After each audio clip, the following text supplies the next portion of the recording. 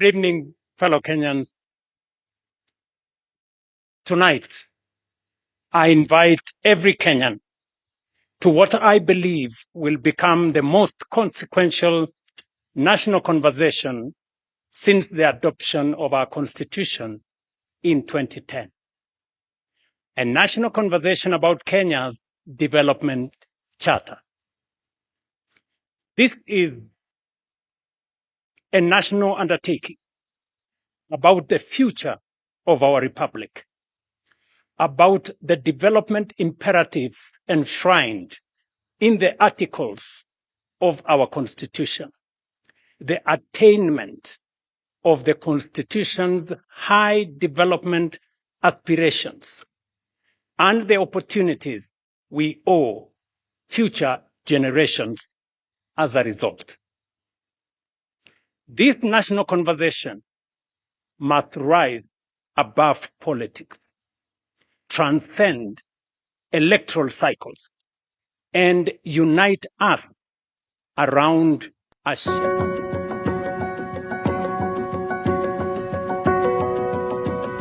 2030 shaped our national development priorities, informed public policy, catalyzed investments, and most importantly, inspired the promulgation of our new Constitution. As Vision 2030 approaches its horizon, our responsibility is not simply to replace it with another government document or plan. Our responsibility is far greater under the 2010 Constitution. That is, to craft a new national development charter that gives effect to the development imperatives enshrined in the Constitution and to decide together what kind of Kenya we want to build over the next generation and beyond. That conversation belongs to each one of us and to all of us. But before we decide where we should go next, we must first reflect honestly on the journey we have traveled. Since our independence more than 6 decades ago, the world has witnessed 3 great waves of industrialization and economic transformation, and Kenya has stood at the threshold of each one of them. Each wave lifted hundreds of millions of people out of poverty, transformed low-income economies into high-income nations, and created new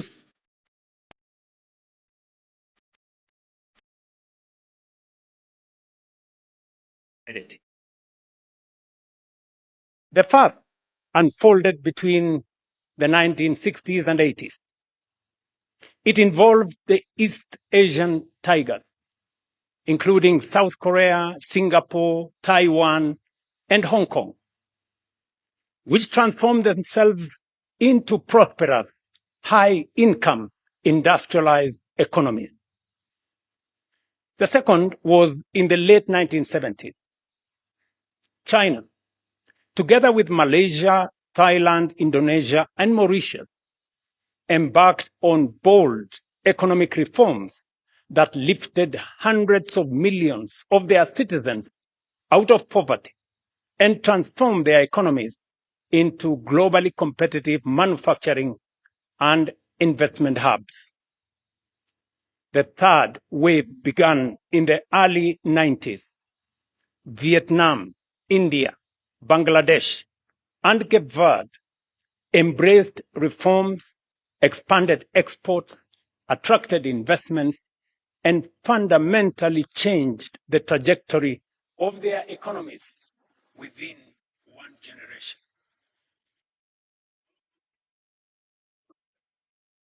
All these major developments, but we did not take full advantage of them.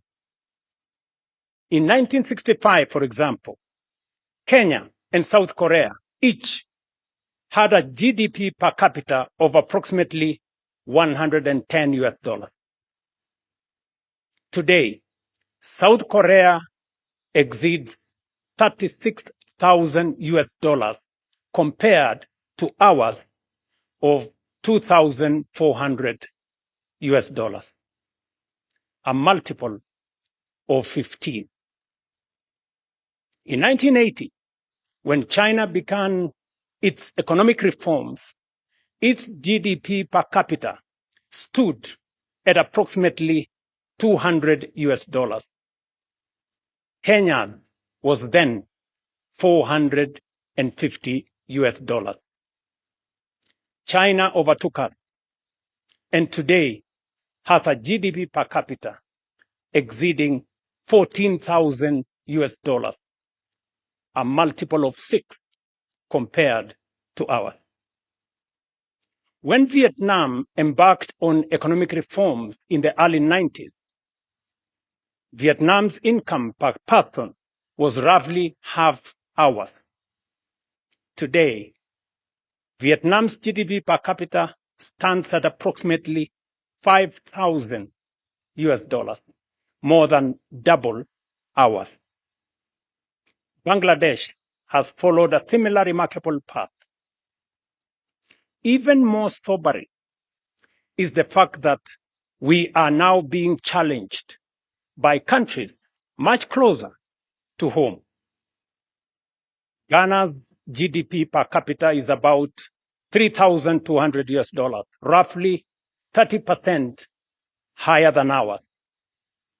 While Zimbabwe, after enduring decades of profound economic hardship, has recovered to a GDP per capita of about $3,000, now slightly exceeding ours.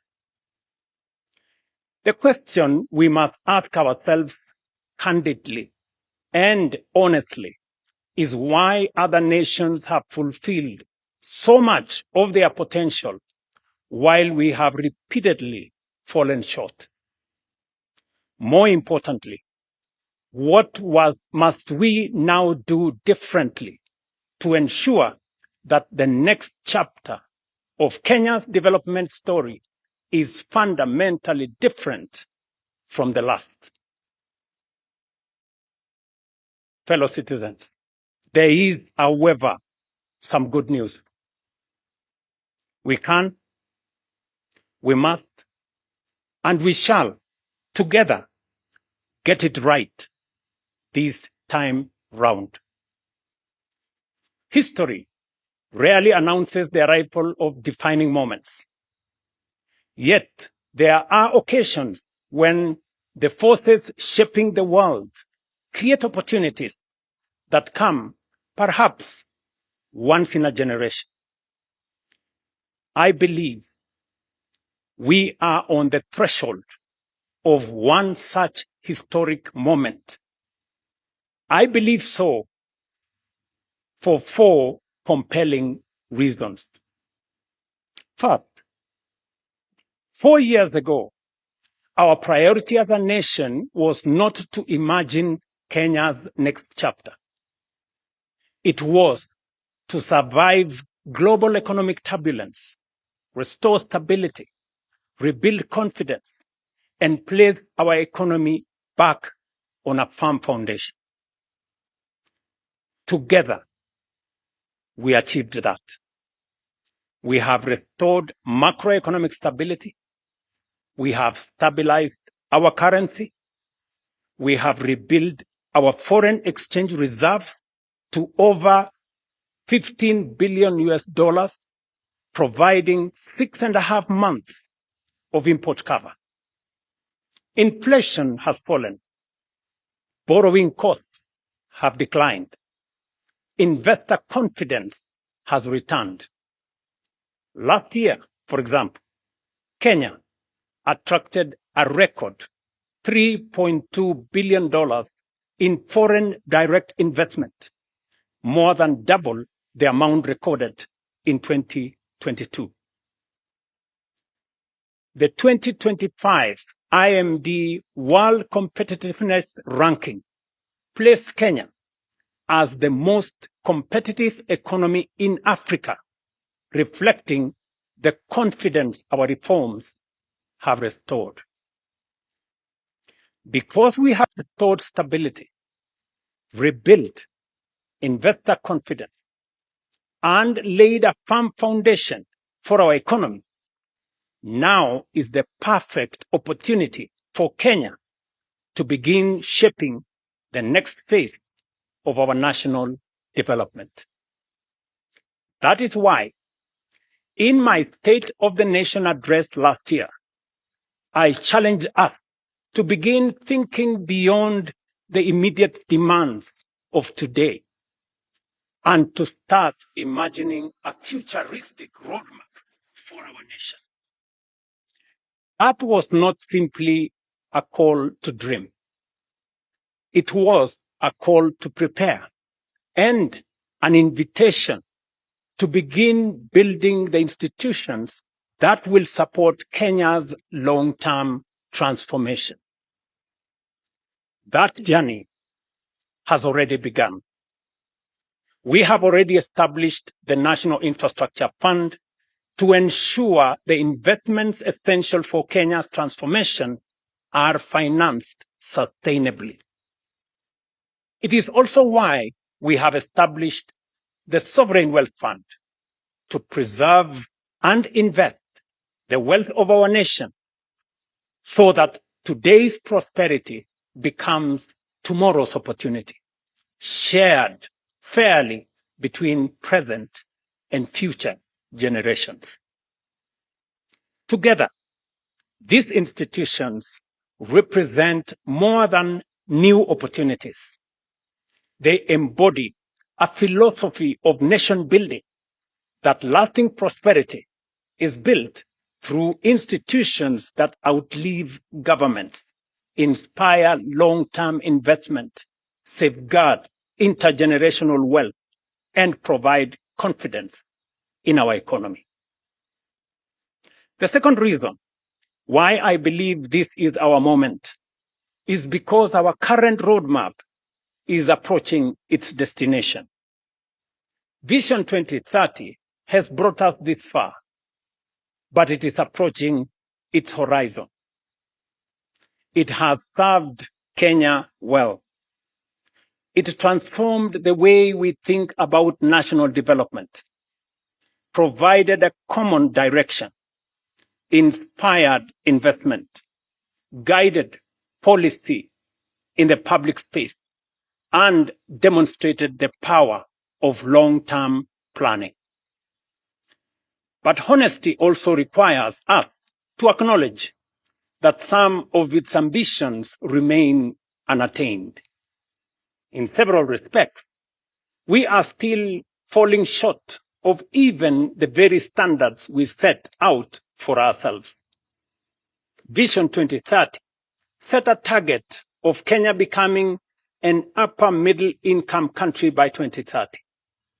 So far, we are off target. This is not a criticism of Vision 2030, nor is it a reason for disappointment. Rather, it is an opportunity to proudly learn from our successes, reflect with honesty on where we have fallen short, and define together Kenya's next long-term vision. The third reason why this is our moment is that the next great wave of economic transformation will, I believe, be African. The world is entering what may become the greatest wave of global economic transformation in the past 6 decades. And for the first time in modern history, its center of gravity is steadily shifting towards Africa. Our continent is the home to the world's youngest and fastest growing population, vast reserves of strategic minerals, immense renewable energy potential, abundant arable land, and rapidly expanding consumer markets. 9 of the world's fastest growing economies are in Africa. And by 2050, 1 in every 4 people on Earth will be African. Increasingly, global investors, manufacturers, innovators, and policymakers are looking to Africa not merely as a continent of future promise, but as the next frontier of global growth and prosperity. While we may not take full advantage of the previous 3 great waves of global transformation, we have a historic moment and a once-in-a-lifetime opportunity, not just to be part of, but to lead the next transformation. We have positioned Kenya as one of the nations that will define Africa's economic rise. Fourth, and perhaps most profoundly, this conversation is potent because the time has come to fulfill not only the political and governance promise of our Constitution, but also its equally compelling promise of development, national transformation, and shared prosperity. Fellow citizens, the Constitution envisages both a democratic and a wealthy and prosperous nation.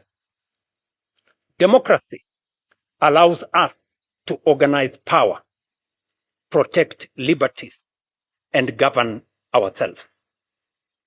Through our democratic institutions, our laws and policy reforms, we have steadily transformed that constitutional principle into a proudly democratic national culture. The next chapter of our national transformation journey is to operationalize the Constitution's development charter. The Constitution establishes our national development mandate.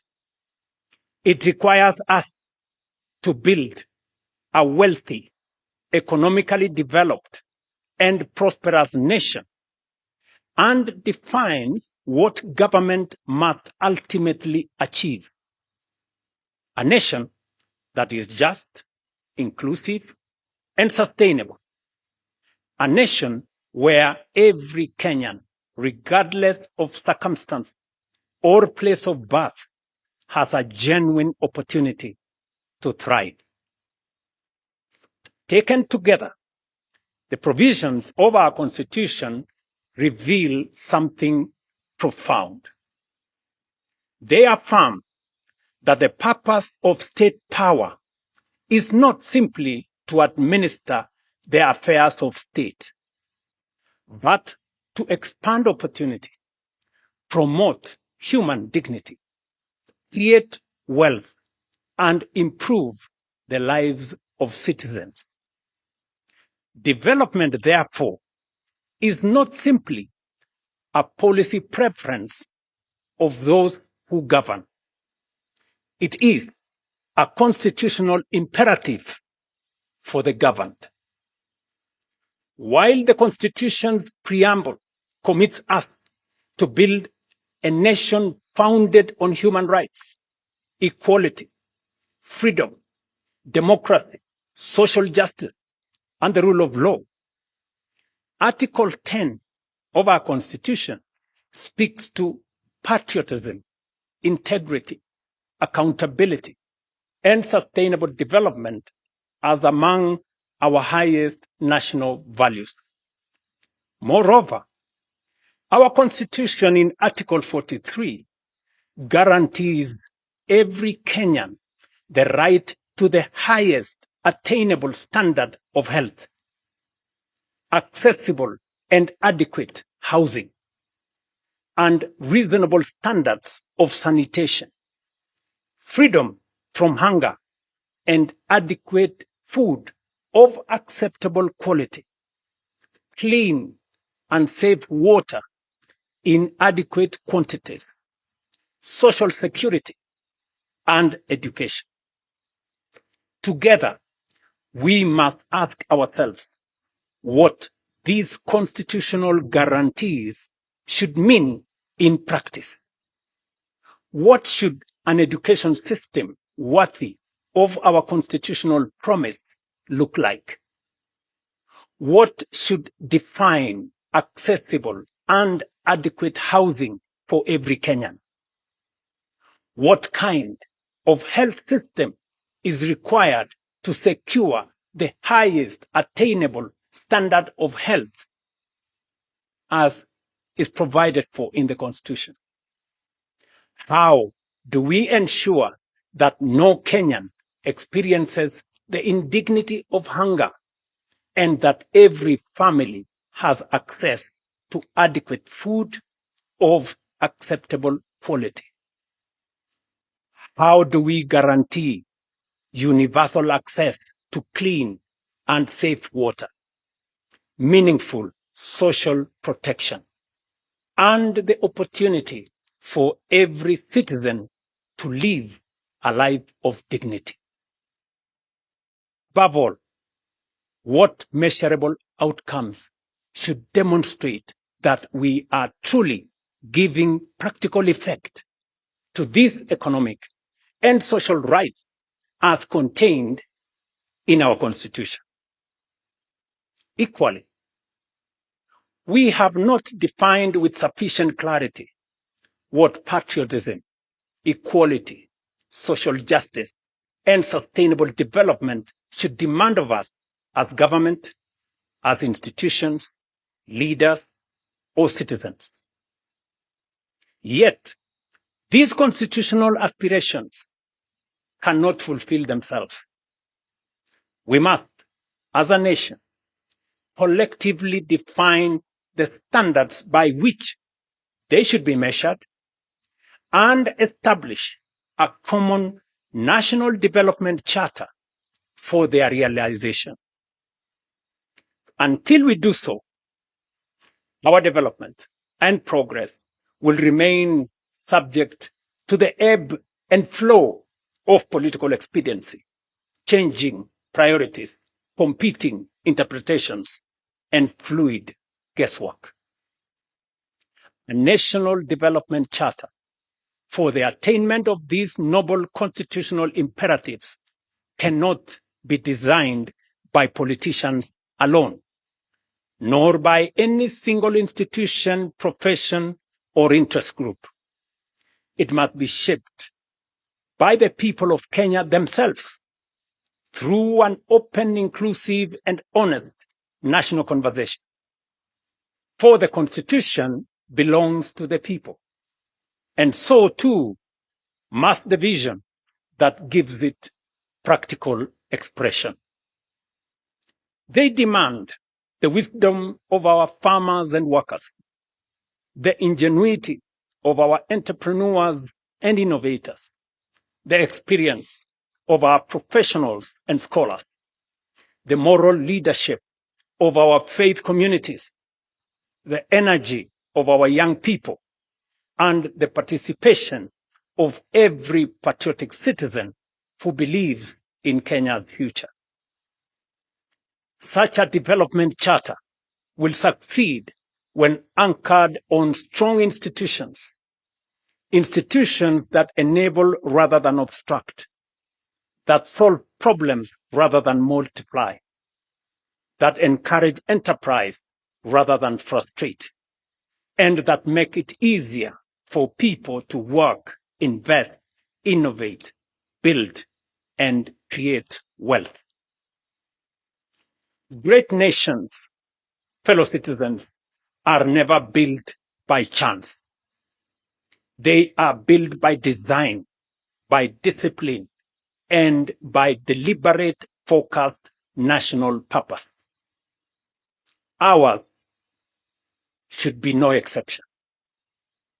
National development must never be left to chance or short-term politics. It must be guided by a shared national vision that endures beyond administrations and election cycles. A combination of the robust democratic society we have built and a well-crafted national development charter anchored on the economic and social rights enshrined in the Constitution is the potent ingredient necessary for the quantum leap that will make up for past missed opportunities and take us into the first world nation that we rightfully should be.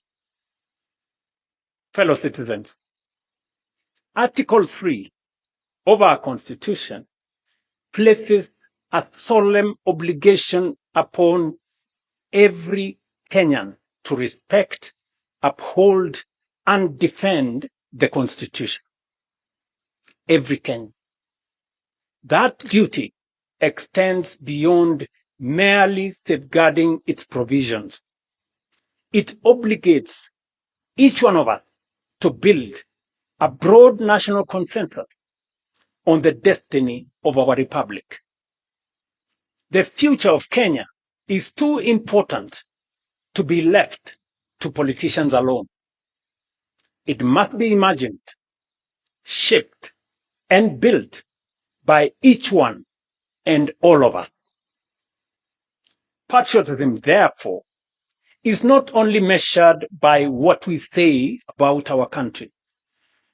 It is also measured by what we contribute to it, what we build for it, and what we protect within it.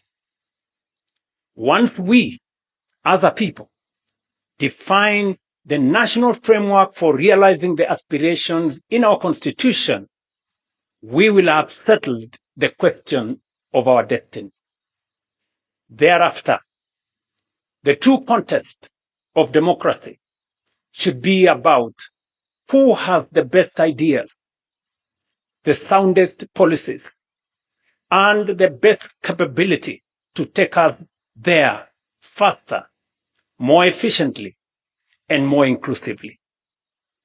That is the political competition our nation deserves. This, ladies and gentlemen, is not a theoretical discourse. The decisions we make today will determine whether our Constitution becomes the greatest instrument of our national transformation in our history, or the greatest opportunity we missed. The defining task of our generation, therefore, is to forge a shared national development charter that translates constitutional aspirations into deliberate action, measurable progress, and lasting national transformation. This is how constitutional ideals become possibilities. This is how rights become opportunities.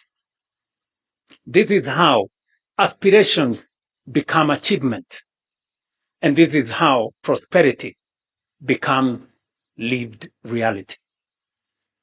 We must not merely state what our Constitution says. We must fulfill its highest purpose. Fellow citizens, this is the conversation I invite our nation to have. It is not a conversation about producing another government document. It is about forging a new national consensus on the country we intend to become and the standards by which we shall measure our progress. It is about translating constitutional ideals into measurable development outcomes, outcomes into better lives, and better lives into national transformation and shared prosperity. If the defining achievement of those who came before us was to give Kenya a constitution worthy of our aspirations, then the defining responsibility of our generation is to build a nation worthy of that constitution. Over the past several months, I have engaged and sought the counsel of current and former national leaders, of political leaders, scholars, business leaders, faith leaders, professionals, civil society, grassroots representatives, and most importantly, young Kenyans from every part of our republic. Those interactions reinforced one conviction above all: a vision worthy of guiding Kenya for the next generation cannot be written by government. It cannot be crafted by a handful of experts, however distinguished they may be. Nor can it emerge from a single institution or political formation.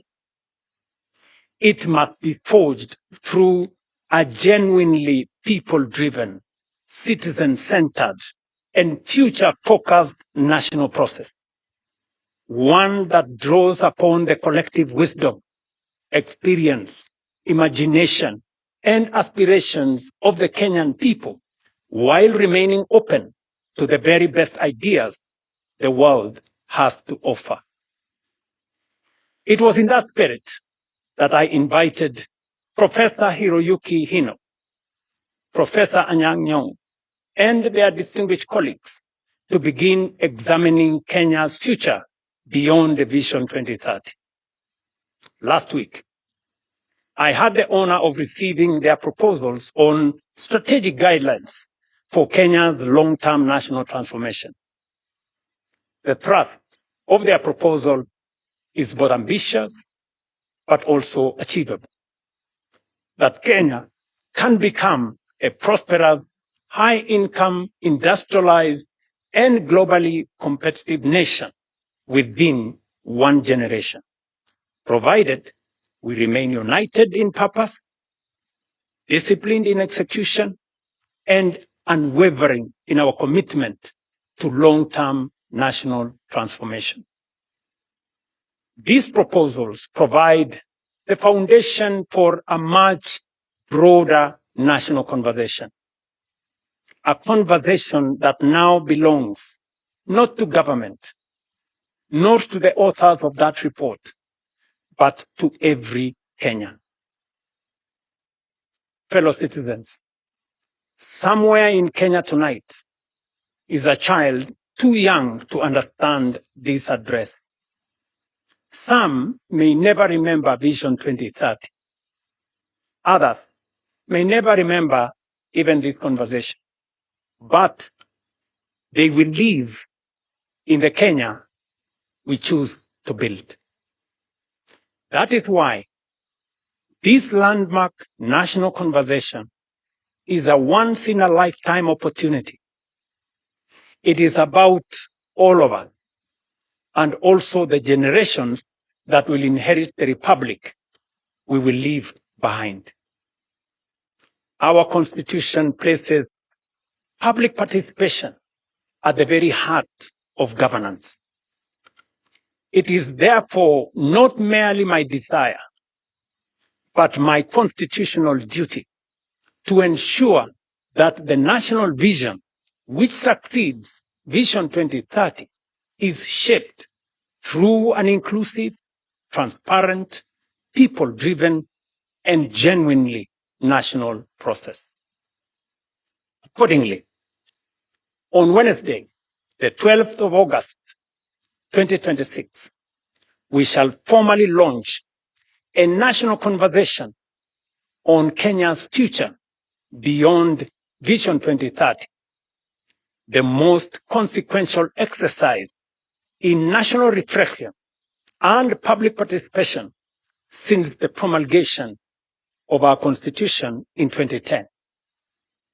We shall bring together every institution of our republic, every county and every generation, leaders from political parties, the private sector, workers' organizations, faith communities, universities, professional associations, innovators, civil society, our creative industry, and above all, our young people will be at the center. In 2010, we gave ourselves a constitution worthy of our dreams. The task of our generation is to build a nation worthy of that constitution. We have secured the foundations of our democracy. Let us now secure the foundations of our prosperity.